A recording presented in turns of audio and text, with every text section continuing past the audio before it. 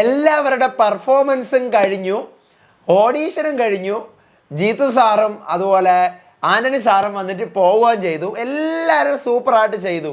എന്താണ് ലൈവിൽ നടന്നുകൊണ്ടിരുന്നത് പറയാം. Welcome back to Ansif Moonlight Media. I am Ansif. Video ആദ്യമായിട്ട് കാണുന്നവർ ചാനൽ സബ്സ്ക്രൈബ് ചെയ്യണം, ലൈക്ക് ചെയ്യണം, ഷെയർ ചെയ്യണം. നിങ്ങളുടെ അഭിപ്രായങ്ങൾ മസ്റ്റായിട്ട് താഴെ കമൻറ്റ് ചെയ്യണം.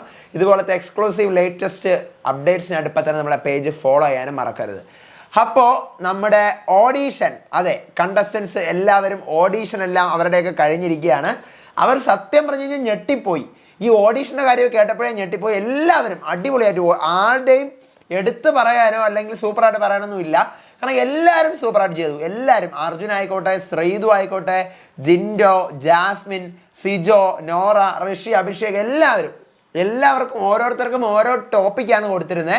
അപ്പോൾ ആ ടോപ്പിക്കിൽ ഈ പറഞ്ഞ പോലെ ഞാൻ നേരത്തെ പറഞ്ഞിട്ട് പോയി, സിജോയുടെ നോറയുടെ ടോപ്പിക്ക് എത്ര ഏക്കോന്ന് അറിയത്തില്ല, പക്ഷേ അവരുടെ ടോപ്പിക്കായിരുന്നു ശരിക്കും ഈ പറഞ്ഞ പോലെ ജീത്തു സാറിനും ആന്റണി സാറിനും ഏറ്റവും കൂടുതൽ ഇഷ്ടപ്പെട്ടത്.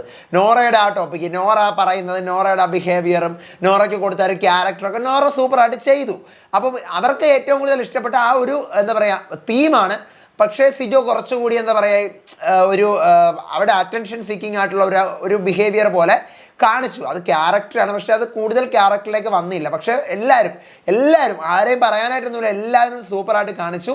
ഓരോരുത്തർ വീതം രണ്ടുപേര് ഓരോ ടീം വീതം ആക്ടിവിറ്റി ഏരിയയിൽ വന്നിട്ട് ഇവർ രണ്ടുപേരും, ആന്റണി സാറും ജീത്തു സാറും ആദ്യം എൻട്രി ചെയ്ത് തിരിഞ്ഞിരിക്കുകയാണ്. അപ്പോൾ വലിയൊരു കസേര ഇട്ടിട്ടുണ്ട്. അപ്പോൾ ഇവർക്ക് കണ്ടുകൂടാ, ആരും ഇരിക്കുന്നുണ്ടെന്നേ അറിയാവൂ. അപ്പോൾ ഏതോ പ്രൊഡ്യൂസറാണ്, സംവിധായകനാണ് എന്നൊക്കെ മാത്രമേ ഇവർക്ക് അറിയാവൂ. വേറെ ഒരു സംഭവം ഇവർക്ക് അറിയത്തില്ല.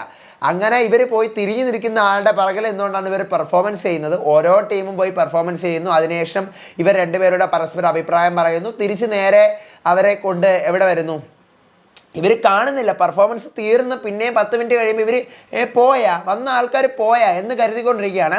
പക്ഷേ എല്ലാവരും കൂടെ പിന്നീട് ഒരുമിച്ച് ആക്ടിവിറ്റി ഏരിയയിലേക്ക് വിളിച്ച് അതിനുശേഷമാണ് നമ്മുടെ നേരിലെ പാട്ടൊക്കെ ഇട്ടുകൊണ്ട് ജീത്തു സാറും ആന്റണി സാറും കയറുന്നത്. അപ്പോൾ അതിനുശേഷം ഇവരുടെ വീട്ടിലെ വലിയ അധികമായിട്ടൊന്നും സംസാരിക്കുന്നില്ല. ഭയങ്കര വലുതായിട്ടൊന്നും നമ്മുടെ ദിലീപേട്ടൻ വന്നപ്പോഴോ അല്ലെങ്കിൽ ഉർവശി ചേച്ചി വന്ന് സംസാരിച്ചപ്പോഴോ അതുപോലെ ജോജു സാർ വന്ന് അത്രയും ടൈമൊന്നും സ്പെൻഡ് ചെയ്തില്ല. എനിക്ക് തോന്നുന്നു ഓൾറെഡി ഓഡീഷൻ കൂടി നടന്നല്ലോ. ഇവരടുത്ത് സ്പെൻഡ് ചെയ്യാനുള്ള ടൈമിൽ ഓഡീഷൻ കൂടി നടന്നു. അപ്പം നിങ്ങളുടെ ഒരാളുടെ പേരൊന്നും പറയുന്നൊന്നും ഇല്ല. പക്ഷേ ഈ പറയുന്ന ഓരോരുത്തർക്ക് ആപ്റ്റായിട്ടുള്ള ക്യാരക്ടർ വരുമ്പോൾ നമ്മൾ വിളിക്കും. ആ ഒരു ലെവലാണ് പറയുന്നത്. എന്നിട്ട് ഫിനാലയിൽ കാണാം എന്ന് പറയുന്നുണ്ട്. അപ്പോൾ വിന്നറിനെ ഫിനാലയിൽ അനൗൺസ് ചെയ്യാനുള്ള ഒരു സാധ്യതയാണ് കാണുന്നത്. ഈ പറയുന്ന പോലെ ഒരാളെ എന്തായാലും ഉറപ്പായിട്ട് ഒരാളെ എടുക്കും. അത് ആരാണെന്ന് നമ്മളിപ്പോൾ പറയുന്നില്ല. ബാക്കിയുള്ളവരൊന്നും മോശമെന്നല്ല, അവർക്ക് അനുയോജ്യമായിട്ടുള്ള ക്യാരക്ടർ വരുമ്പോൾ അവരെ വിളിക്കും എന്നുള്ള ലെവലിലാണ് അവർ സംസാരിച്ചത്. എന്നിട്ട് വ്യക്തമായിട്ട് പറയുന്നുണ്ട് നമുക്ക് ഗ്രാൻഡ് ഫിനാലയിൽ കാണാം എന്ന് ആന്റണി സാറും ജീത്തു സാറും പറയുന്നുണ്ട്. അപ്പോൾ അതുകൊണ്ട് ഗ്രാൻഡ് ഫിനാലയിൽ ബിഗ് ബോസ് അനൗൺസ് ചെയ്യും. വിജയ് ആരാണെന്നുള്ളത് ലാലേട്ടൻ വന്നിട്ട് ലാലേട്ടനും ബിഗ് ബോസും കൂടി അനൗൺസ് ചെയ്യും എന്നാണ് പറഞ്ഞിരിക്കുന്നത്. അപ്പോൾ അതുകൊണ്ട് ഇവരിൽ ആരായിരിക്കും വിജയ്? എല്ലാവരും സൂപ്പറായിട്ട് പെർഫോം ചെയ്തു. ആരുടെയും പേരൊന്നും ഈ പറയുന്ന മോശമായിട്ട് പറയാനില്ല.